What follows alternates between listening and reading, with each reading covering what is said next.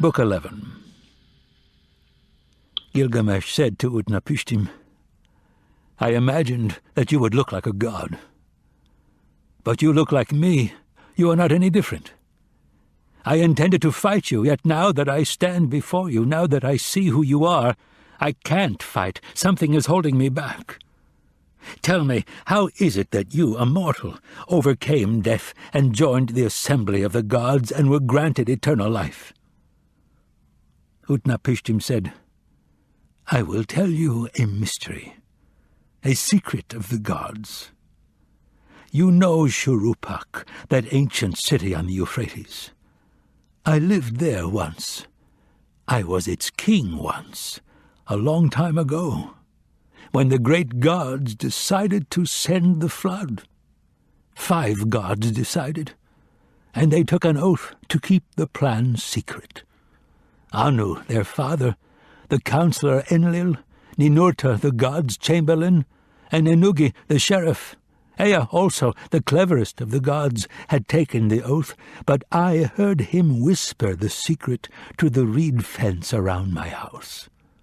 Reed fence, listen to my words. King of Shuruppak, quickly tear down your house and build a great ship. Leave your possessions.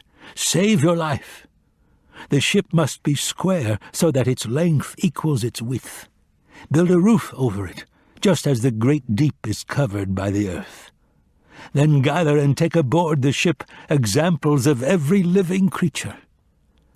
I understood Ea's words, and I said, "My lord, I will obey your command exactly as you have spoken it. But what shall I say when the people ask me why I am building such a large ship?" Ea said, "Tell them that Enlil hates you, that you can no longer live in their city or walk on the earth which belongs to Enlil, that it is your fate to go down into the great deep and live with Ea your lord, and that Ea will rain abundance upon them. They will all have all that they want, and more." I laid out the structure. I drafted plans. At the first glow of dawn, everyone gathered. Carpenters brought their saws and axes. Reed workers brought their flattening stones. Rope makers brought their ropes, and children carried the tar. The poor helped also, however they could. Some carried timber, some hammered nails, some cut wood. By the end of the 5th day, the hull had been built. The decks were an acre large, the sides 200 feet high. I built 6 decks so that the ship's height was divided in 7. I divided each deck into 9 compartments, drove water plugs into all the holes, brought aboard spars and other equipment, had 3,000 gallons of tar poured into the furnace, and 3,000 gallons of pitch poured out. The bucket carriers brought 3,000 gallons of oil. 1,000 were used for the caulking, 2,000 were left, which the boatmen stored. Each day I slaughtered bulls for my workmen. I slaughtered sheep. I gave them barrels of beer and ale and wine, and they drank it like river water. When all our work on the ship was finished, we feasted as though it were New Year's Day. At sunrise, I handed out oil for the ritual. By sunset, the ship was ready. The launching was difficult. We rolled her on logs down to the river and eased her in until 2/3 was under the water.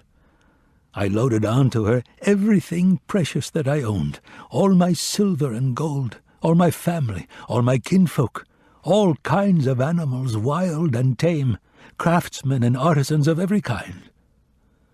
Then Shamash announced that the time had come. "Enter the ship now! Seal the hatch!" I gazed at the sky. It was terrifying. I entered the ship. To Puzur Amuri, the shipwright, the man who sealed the hatch, I gave my palace, with all its contents. At the first glow of dawn, an immense black cloud rose on the horizon and crossed the sky. Inside it, the storm god Adad was thundering, while Shulat and Hanish, twin gods of destruction, went first, tearing through mountains and valleys. Nergal, the god of pestilence, ripped out the dams of the great deep. Ninurta opened the floodgates of heaven. The infernal gods blazed and set the whole land on fire. A deadly silence spread through the sky, and what had been bright now turned to darkness. The land was shattered like a clay pot. All day, ceaselessly, the storm winds blew, the rain fell, then the flood burst forth, overwhelming the people like war. No one could see through the rain. It fell harder and harder, so thick that you couldn't see your own hand before your eyes. Even the gods were afraid. The water rose higher and higher until the gods fled to Anu's palace in the highest heaven. But Anu had shut the gates. The gods cowered by the palace wall like dogs. Sweet-voiced Aruru, mother of men, screamed out like a woman in childbirth. If only that day had never been when I spoke up for evil in the council of the gods. How could I have agreed to destroy my children by sending the great flood upon them? I have given birth to the human race only to see them fill the ocean like fish. The other gods were lamenting with her. They sat and listened to her and wept. Their lips were parched, crusted with scabs. For 6 days and 7 nights, the storm demolished the earth. On the 7th day, the downpour stopped. The ocean grew calm. No land could be seen, just water on all sides, as flat as a roof. There was no life at all. The human race had turned into clay. I opened a hatch, and the blessed sunlight streamed upon me. I fell to my knees and wept. When I got up and looked around, a coastline appeared a half-mile away. On Mount Nimush the ship ran aground. The mountain held it and would not release it. For 6 days and 7 nights, the mountain would not release it. On the 7th day, I brought out a dove and set it free. The dove flew off, then flew back to the ship, because there was no place to land. I waited. Then I brought out a swallow and set it free. The swallow flew off, then flew back to the ship, because there was no place to land. I waited. Then I brought out a raven and set it free. The raven flew off, and because the water had receded, it found a branch. It sat there. It ate. It flew off and didn't return. When the waters had dried up and land appeared, I set free the animals I had taken. I slaughtered a sheep on the mountaintop and offered it to the gods. I arranged 2 rows of 7 ritual vases. I burned reeds, cedar, and myrtle branches. The gods smelled the fragrance. They smelled the sweet fragrance and clustered around the offering like flies. When Aruru came, she held up in the air her necklace of lapis lazuli, Anu's gift when their love was new. I swear by this precious ornament that never will I forget these days. Let all the gods come to the sacrifice, except for Enlil, because he recklessly sent the great flood and destroyed my children. Then Enlil arrived. When he saw the ship, he was angry. He raged at the other gods. Who helped these humans escape? Wasn't the flood supposed to destroy them all? Ninurta answered, Who else but Ea, the cleverest of us, could devise such a thing?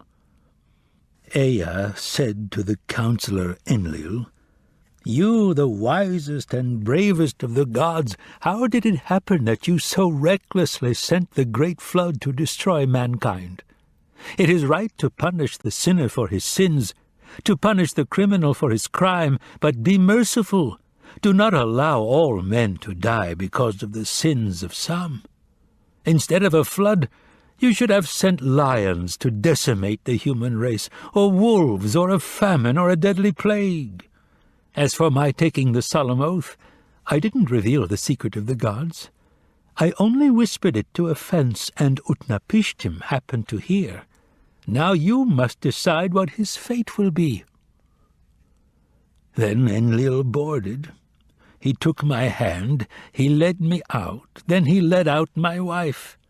He had us kneel down in front of him, he touched our foreheads, and, standing between us, he blessed us.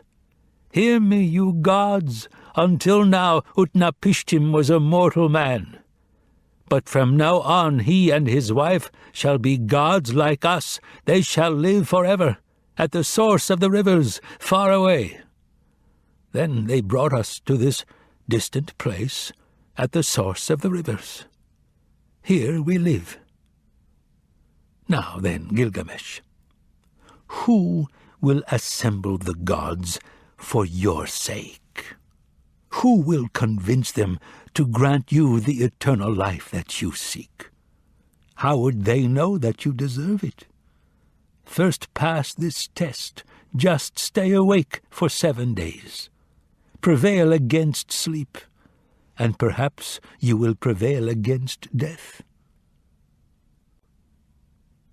So Gilgamesh sat down against a wall to begin the test. The moment he sat down, sleep swirled over him like a fog. Utnapishtim said to his wife, "Look at this fellow. He wanted to live forever, but the very moment he sat down, sleep swirled over him like a fog."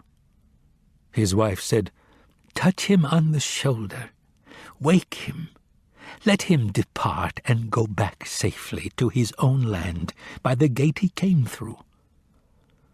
Utnapishtim said, "All men are liars.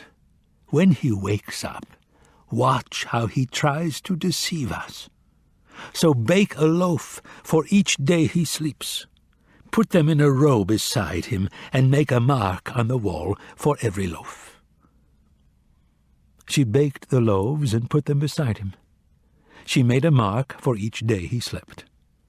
The first loaf was rock hard, the second loaf was dried out like leather, the third had shrunk, the fourth had a whitish covering, the fifth was spotted with mold, the sixth was stale, the seventh loaf was still on the coals when he reached out and touched him.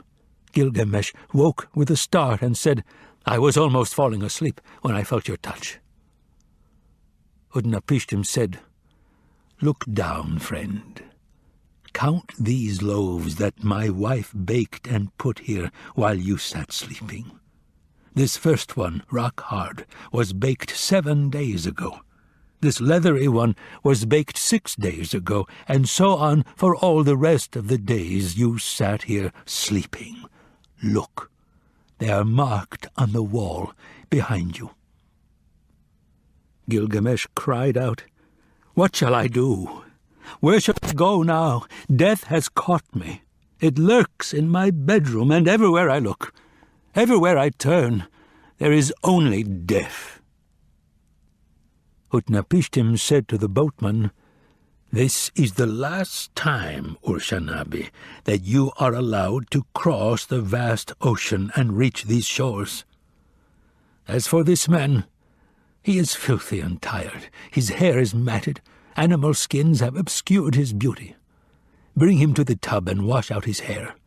Take off his animal skin and let the waves of the ocean carry it away. Moisten his body with sweet-smelling oil. Bind his hair in a bright new headband. Dress him in fine robes fit for a king.